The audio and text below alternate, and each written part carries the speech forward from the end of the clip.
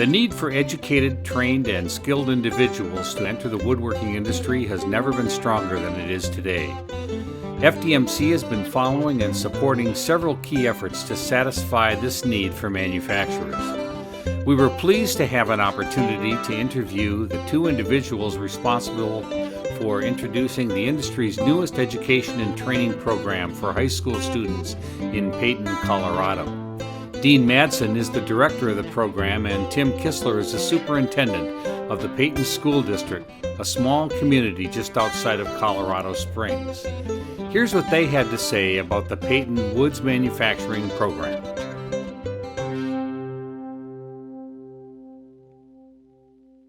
Well, my name is Dean Madsen, and I'm an educator, and my background is corporate business, sales and marketing primarily. I owned a small cabinet manufacturing company, and but it was successful enough to put my girls through college, and it provided I got to really do what I really enjoy doing, and I taught a lot of employees, and I guess some of my teaching parts that I enjoyed was, when you're a sales manager, you're teaching lots of employees, salespeople to know how to communicate in the marketplace. And then the business background that I had was, very eye-opening, and it was a struggle to be a successful businessman. And I've owned 5 different companies. All the way going back since I was a really young man in my teens. And I've always enjoyed the challenge of being a visionary and then implementing the vision. And in 2007, my wife passed away, and that all of a sudden made me redirect my thoughts. The economy then crashed. I got remarried, and I lost, the customers that were committed to projects. They couldn't do it anymore. And so an individual by the name of Dave Anderson communicated with me, and he wanted to retire from education, North Salem High School, and he called me up and said, hey, can you use your network to try and find somebody for my replacement? So with all those things happening, I said, well, I'll go down and check you out. And I always liked the teaching aspect. And so I fell in love in a greedy way. I wanted to have these students that I was seeing was pretty bright to become future employees. And I didn't think that, teaching probably was all that difficult. And so I could probably do both at the same time. Well, I was very naive. And I found out that these kids that had very little direction, education really wasn't overly concerned with kids that weren't going to college. And it's like, well, what are you going to do with a high percentage of the students that go to this high school? And so it was like they won me over. And then the industry, the woods industry said, as I told my story, I still remember the Craig Tool Company here, and 7 years ago now, or 6 years ago, he said, Dean, how can we help? And they said, you're crazy. You gave up a company you've worked all your life for? And I go, well, I guess so. And they said, well, what can we send you? I said, send me any defective product you have. And I got home. There was a truck that came, and they gave me every product they manufactured. And it was like, wow, this was another eye-opening aspect of education. And I go, well, maybe others would want to be helpful. So people started supporting this program, and it grew and grew and grew. And all of a sudden, we were in a situation where we went from having not enough kids to having over 258 students a day, and with a 500-kid waiting list. And then the industry says, you're doing something different, because your kids are going into the job market. And because I was bringing business people into the classrooms, and I was bringing manufacturers into the classroom, and kids were kind of going like, well, we have never been important. Now these people are coming from all over the country, and they're like, they're not interested in Mr. Madsen, they're interested in us. Because the emphasis is always do what's good for kids, and then everything will go well. And so then we got nominated for this national award, and we got beat by the Bloom company, the Blum Hinge company. And that's like, geez, are you kidding me? How could we compete against that? And so then they nominated us again, and we won in 2013. And that sort of changed everything. And the program kept sort of growing, but the district that I worked for, there was no more room to grow. And so I either had to like retire out and just kind of like, I wanted to help more students. I wanted to give them more, because when you look into the eyes of those students and you say, Mr. Matson, I can't get into your program, there's not enough room. It's like, well, how do you decide who gets in and who gets out? And all these students need opportunities like this. So then the situation arose where the only way I could expand this program throughout the country is to leave North Salem High School. And that's where, Tim Kistler comes in, and he could share with you a little bit about, what that was happening, because I didn't want to leave Oregon. I didn't want to leave my family. I didn't want to leave my lovely wife, Rosemary. And I did not want to be going to other states, and because that's just not what I wanted to do. But then I was challenged with the fact that, well, if you don't do it, who is? And then Mr. Kistler comes from Peyton School District and comes out and sees me, and maybe he would like to share that story. I'll go back a ways. As being superintendent now 13 years at the Peyton School District, one of the things that when I became superintendent, we wanted to give kids alternate routes. And we were looking at wood programs. We were looking at auto programs. We were looking at many different types of programs to put into our school to allow kids to expand what they were doing. Most of our kids, 75-80%, go to college, but we know that we were missing some students and that we weren't helping them getting into the workforce, moving into maybe owning their own business. So the problem we were running into in the beginning is that we would see different programs, but we didn't have a facility. We didn't have a building to put them in. And most of the companies that we went and spoke to said we'd be more than willing to fill your shop with the machines, but you have to build the building. Our school went through a quick growth program. We were able to build a new high school, but we're still using our older facility as a junior high. Economy hit, so we moved the junior high school together into the new facility, and our old facility just went dormant for a while. Because of the economy, no one was willing to help us out with any type of machinery. One of my board members is a woodworker, cabinet maker. He goes throughout the states and goes to some high-line hotels and puts cabinets inside the hotels. He was reading the FDMC magazine and said, Tim, you need to check this out. So I looked into it. I gave Mr. Matson a call, knowing he's extremely busy, but I thought I'd give him a call. And one day I was following up on my phone call, and I caught him in the office. Excuse me. And as I was asking him a question, he was very forthright and said, I've got plenty of people, or many people coming. I've got classes to teach. I've got colleges that are coming to visit. I've got manufacturers coming to sell me product. I really don't have time to help you out with the curriculum. I don't have time to help you out with these things. And I understood that. So I asked him if I could come visit, because at least if I came visit, he was gracious enough to say, if you want to copy some stuff, if you want to take it and copy, have every right to do, but he didn't have the time. He doesn't have the help to do so. So I flew out and visited him just before spring break 2014. So in visiting, I was able to talk to the students, talk to the volunteers who were with him, and caught at least an idea of what that program was, to say, well, this is something that we're really looking into.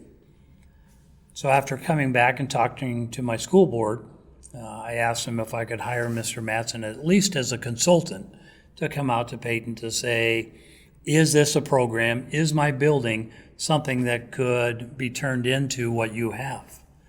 So as I took them through the facility, the discussion just became, wow, wouldn't this be a great type of program to be able to go into schools that have been dormant, recreate a woods manufacturing type program similar to what Mr. Madsen was running. And that conversation just grew and grew. Took Mr. Madsen to several of my board members and kind of said, Mr. Madsen was telling them, here's what I saw. Here's what I think you can do. Well, my board president and I are fairly close and we talk quite often. He took me aside and said, Tim, can we offer him a job? Which took me back a little bit because I'm not used to on the spot doing something like that. I thought it'd be a great idea. So Mr. Frobeater, my board president, basically went to Mr. Madsen and said, what would it take to get you here? So that was just a beginning of a development of a relationship that we went back and forth, talked about what I felt that I could do with the school, what Mr. Madsen could do with bringing the program in, and it just seemed to be an excellent fit for what we feel that would be good for the Peyton students as well as future students throughout the states.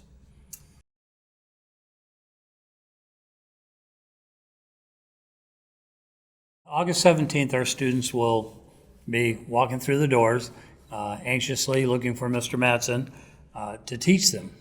We're having an open house. We've talked to many of our exclusive partners and our partners with our program to say, it seems that there will be several people in our area on August 25th. We'd like to have an open house. One, to thank some of the partners to be able, say thank you so much for what you've done for us so far. But the other portion is to get the word out to our community and the wood business community and even some of my fellow school districts to come in and see what we're starting and what we're developing.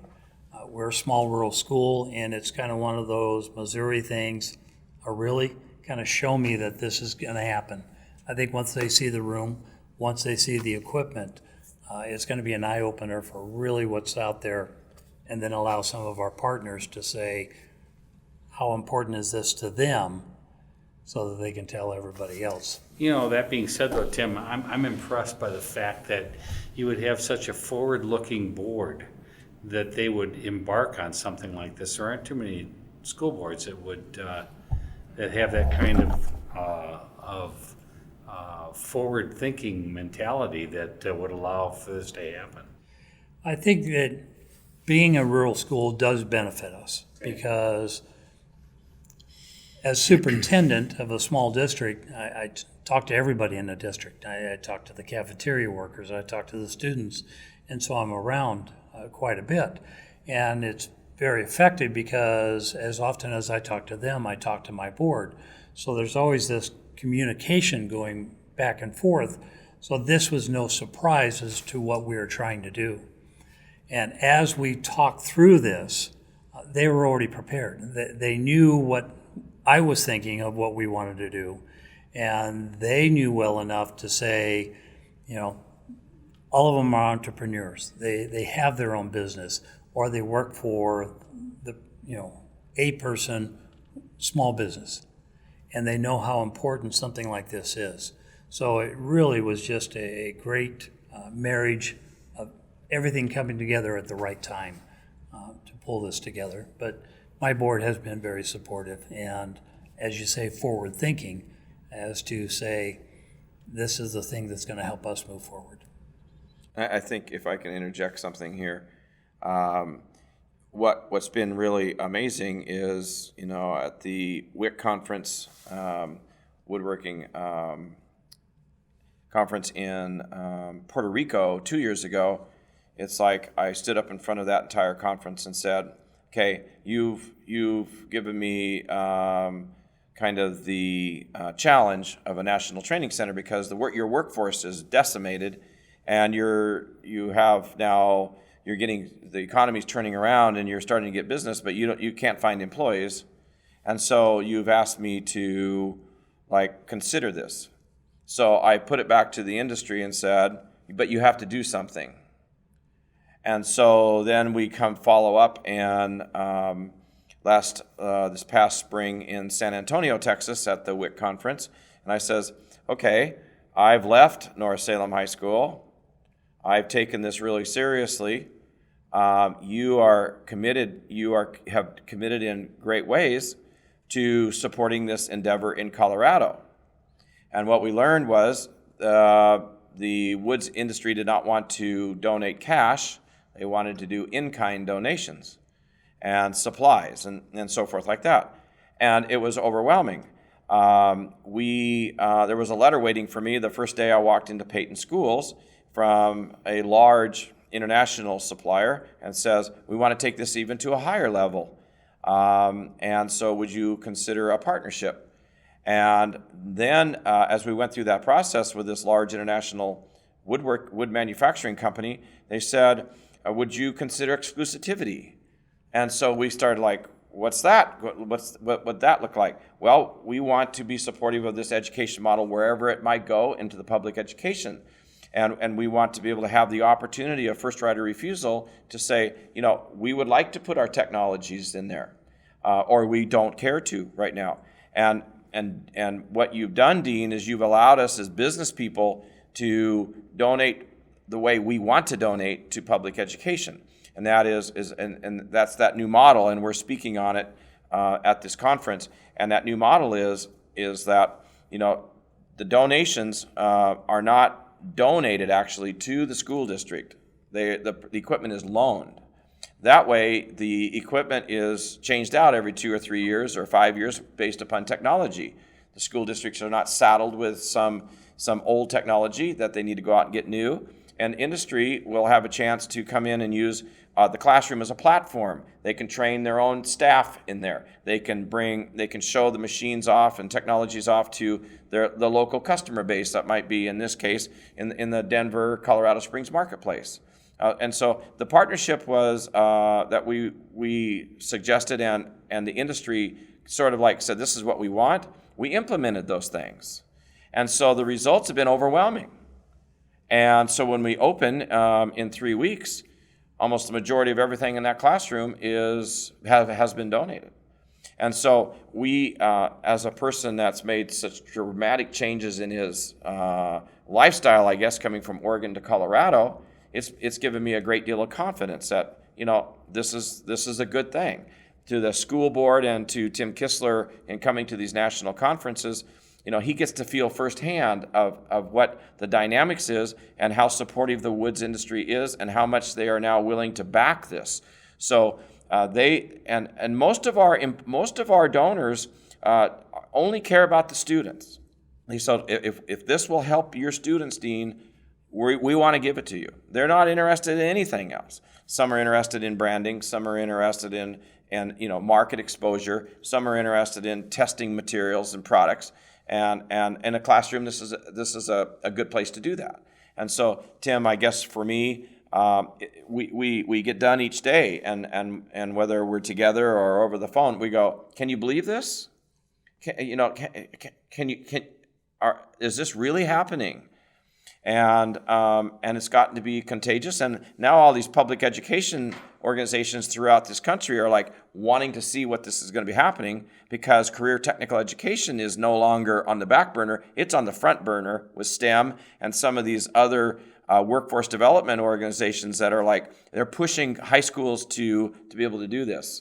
And so not only did Colorado commit to our high school program, they committed to the first National Training Center, which is for returning veterans, the Yellow Ribbon Program, which we hope to provide. It's for educators that need to be taught how to do the new model of career technical education. And we've also learned in the skills gap issue with talent in America right now, that a lot of our kids that went from high school into industry, they failed because they didn't have the soft skills, they didn't have some of the maturity. And so now we're able to provide kind of that skills gap. We're an organization, we can take those high school kids, put them in a training center, take them to a new level of technology, which was industry is supporting wholeheartedly. We just have to find the facility in which to do that. But now Oregon State University comes alongside and says, we're going to build a new $60 million facility, and we'd like to put manufacturing in there, Dean, based upon your model, because now when kids go to the National Training Center, they can be offered career pathways. They can decide, okay, I need a little bit more maturing, so I'm going to stay at the training center. When they get through that program, then they could go into advanced education at an organization like Oregon State University or Pittsburgh State University, or they can just go directly into the marketplace and go, I want to go work for the partners that have been supportive in our classroom. They might go to work for an employer. They might go to work for a manufacturer. And so all of a sudden, students are like finding this wood organization and this wood industry. They're learning. It's exciting.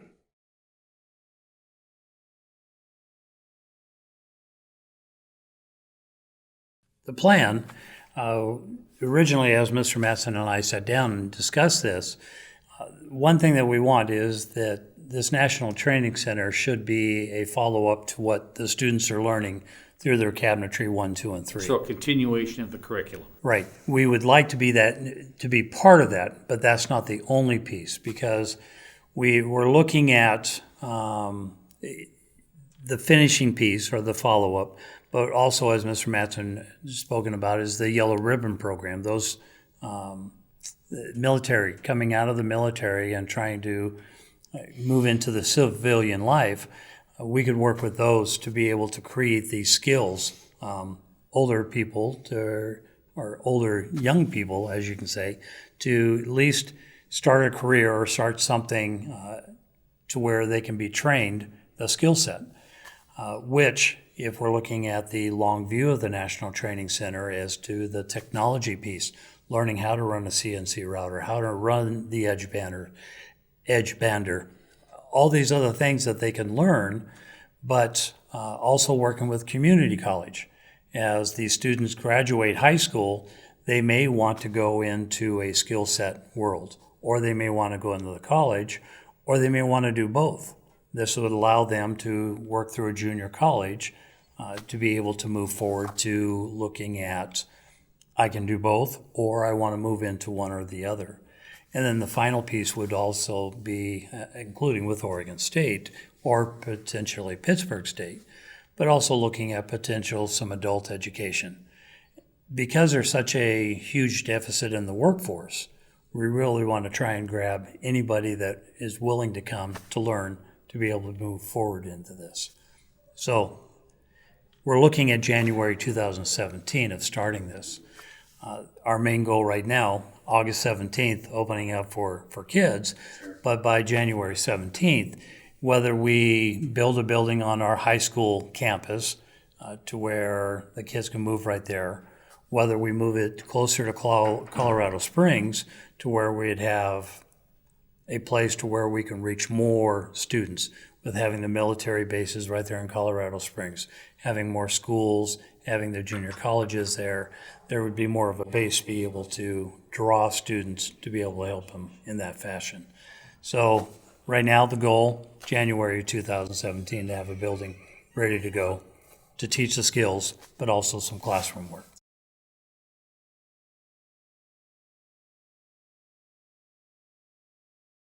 Styles, tool company, Craig Tools and Fasteners, Tiger Stop, Triton Power Tools, Time Savers Wood Sanders, Ironwood Machines, Bessie Clamps, Netterman Dust Extraction, Fast Cap Lean Solutions, 3M Abrasives, Columbia Forest Products, Cabinotch Box Solutions, Blum Hardware, Belfab Downdraft Tables, and JLT Clamping Systems.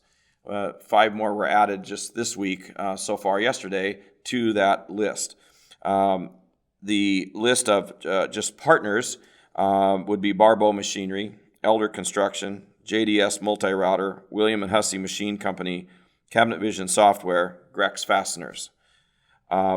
Then comes our education partners and publication partners, FDMC Publications, Woodworking Machine Industry Association, Oregon State University, Woodworking Career Alliance, Custom Source Woodworking, which is a large employer. Those are the lists that we have currently, plus, like I mentioned, a few others, and we are just extraordinarily grateful for that list. you.